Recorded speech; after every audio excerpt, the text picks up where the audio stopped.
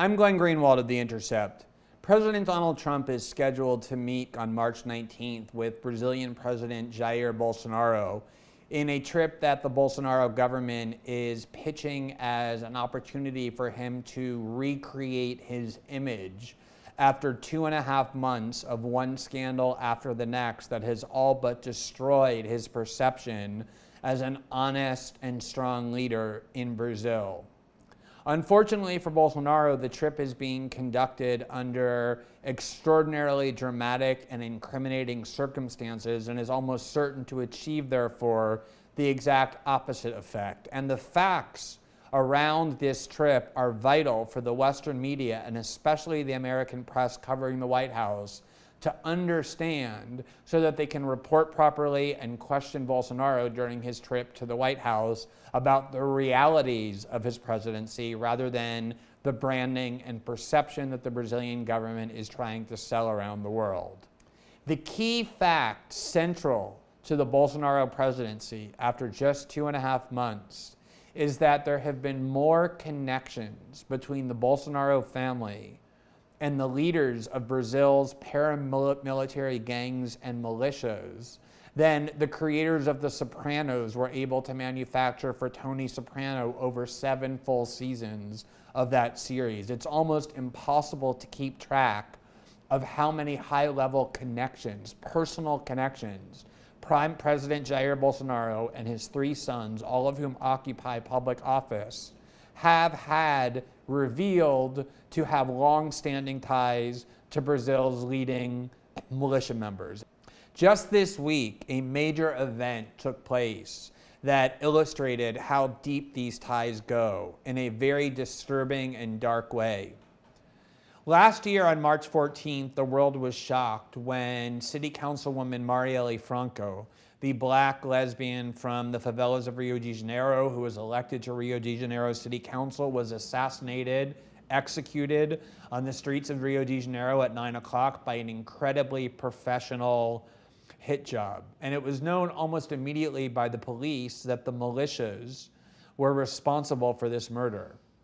And it's important to understand what these militias are. Militias in Brazil are generally composed of police officers, current police officers, former police officers, and current and former members of the military who are highly trained in things like snipers, guns, and all kinds of military operations. Finally, just 2 days short of the 1-year anniversary of Marielle's assassination, the police announced that they had found and arrested 2 of the people who were in the car that shot Marielle. Unsurprisingly, both members of the Rio de Janeiro military police, one a current and active member, another a former and retired member.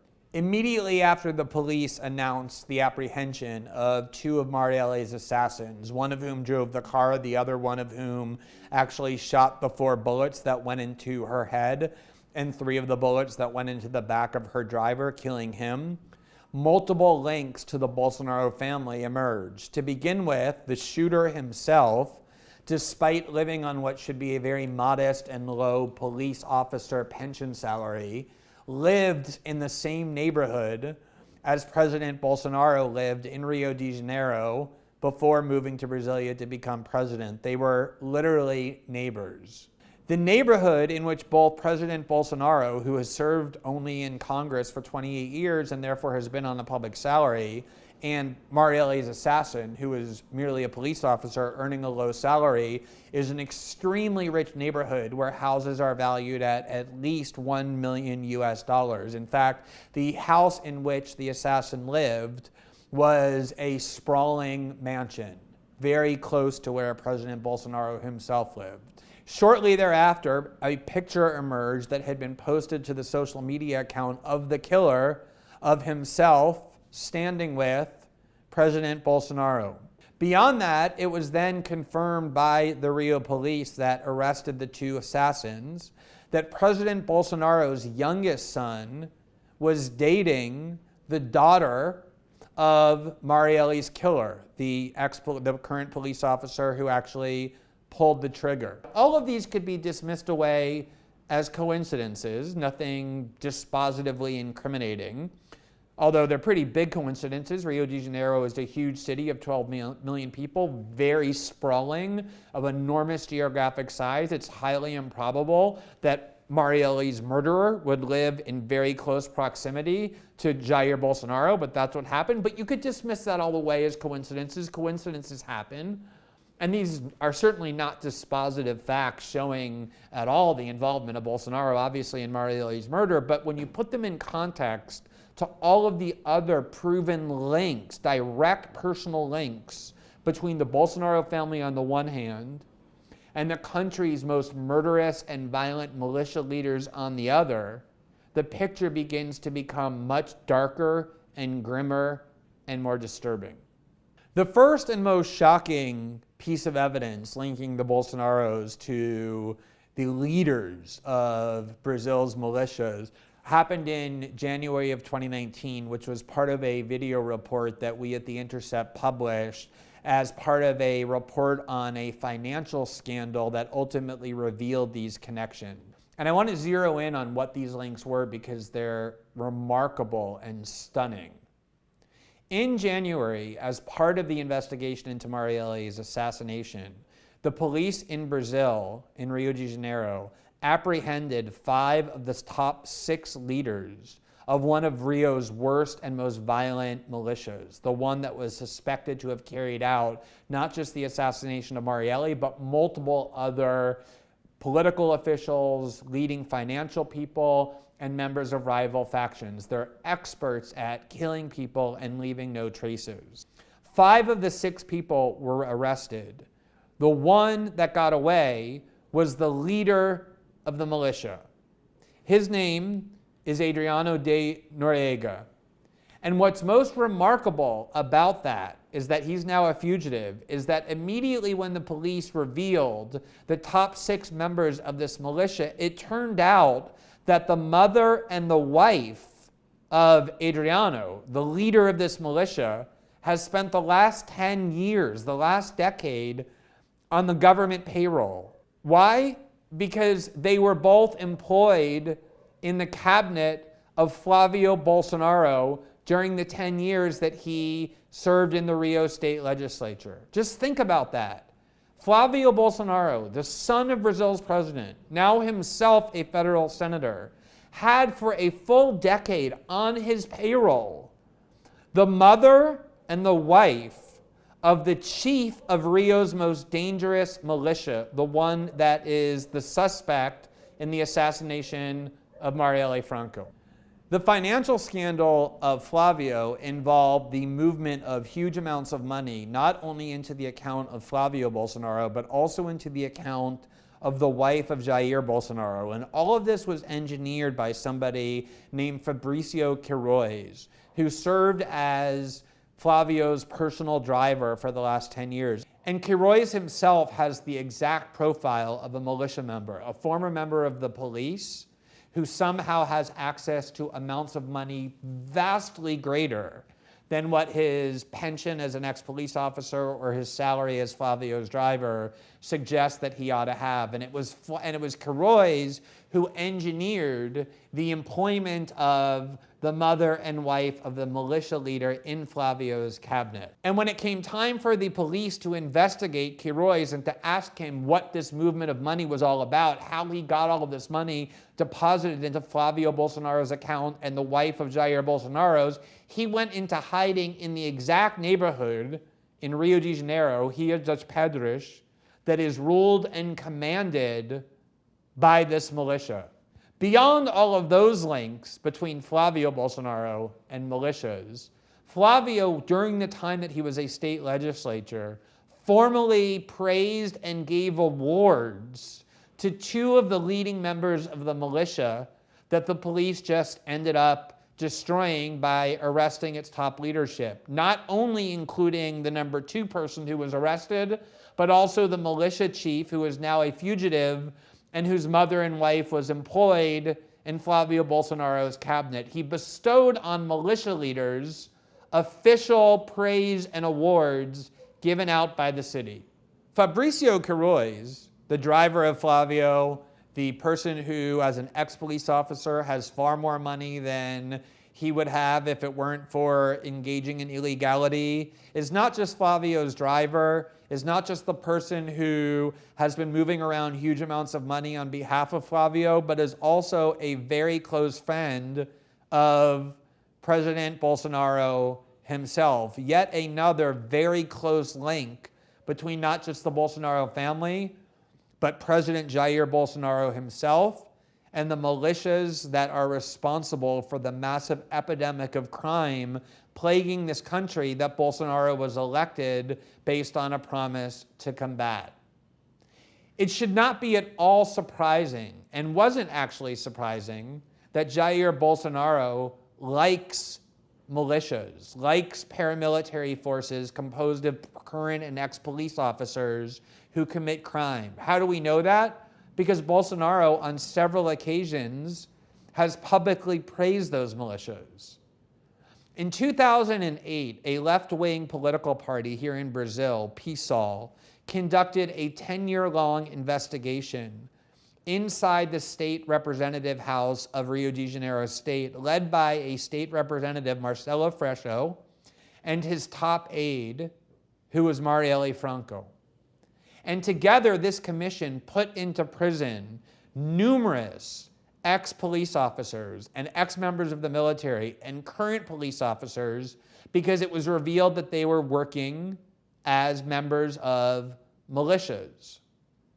It was heroic work that subjected Freixo and Marielle to an enormous wave of death threats, to the point where Freixo had to walk around, and to this day still walks around, with armed guards driving around in an armored vehicle. And Jair Bolsonaro, in 2008, on the floor of the Brazilian Congress, where he was a member at the time, didn't praise Freixo and this commission for unearthing huge amounts of systemic criminality on the part of militias. He called Freixo a coward for walking around with armed guards and driving around in an armored vehicle, and beyond that, praised the members of the militia, saying while some of them might be criminals, most of them are simply people who are using their own guns and their own training to protect their communities and protect their neighborhood against criminality. Several years earlier, on the floor of the Brazilian Congress where Bolsonaro was serving, several members of Congress stood up and warned of the growing danger of death squads who were engaging in extrajudicial assassinations, vigilantes composed of ex-police officers murdering people who they decided deserved to be murdered. And Bolsonaro, in response, said, I think this actually sounds quite good. It sounds to me like they're engaged in a public service, and I want them to know that at least until the government can start doing its job of taking care of crime, they should consider themselves welcome in Rio de Janeiro. And they took him up on that because militias now control a vast swath of Rio de Janeiro and are responsible for the epidemic of crime that Bolsonaro won the presidency by vowing to combat. The praise for death squads and extrajudicial assassinations from the Bolsonaro family goes far beyond that. And probably the worst example was in 2011. When the judge who was heroically presiding over the criminal investigation that was conducted by the left-wing party in the State House of Rio de Janeiro and courageously sending members of the militia to prison and sentencing them to long prison terms, was murdered in front of her own house. One of the most shocking attacks on the rule of law and authority in Brazil in the history of its democracy. And while the entire political system, the entire political spectrum in Brazil expressed revulsion over her murder, clearly carried out by members of this paramilitary force, the militia, because she was sending ex-military and ex-police officers to prison, Flavio Bolsonaro, in a public statement, in a tweet actually, lamented her death in passing, but then blamed her for her own death by accusing her of, quote, the absurd and gratuitous way that she humiliated the police, and suggested that because of her misconduct, sending ex-police officers who are responsible for death squads to prison, she brought about her own death because of the enemies that she created. So if all of these personal links between the Bolsonaro family that now controls Brazil and leading members of the militia responsible for most of the crime in Brazil weren't enough, consider the following. A central plank of the Bolsonaro campaign was to provide immunity for police officers who enter the poor black areas in the favelas and kill innocent people. And that promise is now being carried out by Bolsonaro's justice minister, the highly respected Sergio Moro, who earned a worldwide reputation for fighting corruption.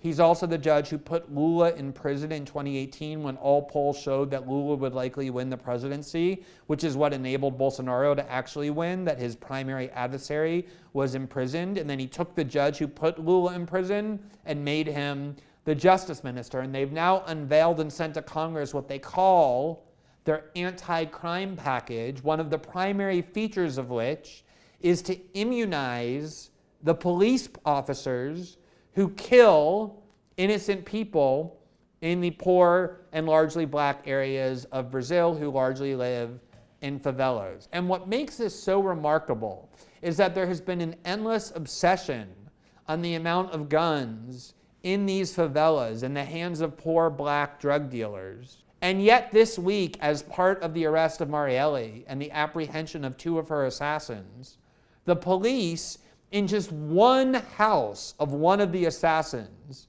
apprehended 117 M16 automatic rifles, the largest seizure of armaments in Brazil's history, carried out not in Brazil's favelas, but in a luxury condominium without a single shot being fired. So while the Bolsonaros constantly focus the country on the poor and largely black people in the favelas to blame them for the crime, the truly sophisticated criminals, which are the current and former members of the police forces and the military, are not only being praised and rewarded and protected by the Bolsonaros, but are developing extremely close links to them that show that at the very least, President Bolsonaro himself and his 3 sons don't just philosophically support these militias, but are intimately involved in multiple ways that we still only know the very tip of after just 2.5 months of Bolsonaro's presidency. So consider the implication. Brazil, the 5th largest country in the world, with some of the most important oil reserves on the planet, with an Amazon that is probably the single most valuable resource environmentally on the planet, is now in the hands of a family that has been proven to be linked to mafiosos, paramilitary death squads, and militias in all kinds of ways that are almost so numerous that one can't even keep track of, including the militia that has just been proven to be responsible for the brutal and horrific assassination of City Councilwoman Marielle Franco. So when President Bolsonaro visits the White House, the pitch that this is all about renewing the image of President Bolsonaro is not something the Western media and the US press should participate in propping up, but instead should use these facts to demand answers from President Bolsonaro about why it is that his own son, now a senator, employed for 10 years, the mother and the wife of the chief of Rio de Janeiro's most violent militia, of why President Bolsonaro's own neighbor, whose daughter was dating President Bolsonaro's own son, was the one who murdered Marielle Franco, of why President Bolsonaro himself has explicitly praised the militias responsible for extrajudicial assassinations and the huge epidemic of crime plaguing Brazil that Bolsonaro likes to blame poor black people in favelas for, when it's actually his friends and associates and neighbors who are responsible for it. That is the context of the Bolsonaro presidency. That is the family in whose hands this incredibly important and large country now rests. And that is the context, the key context for understanding the real meaning of President Bolsonaro's visit on March 19th to meet with President Donald Trump in the White House.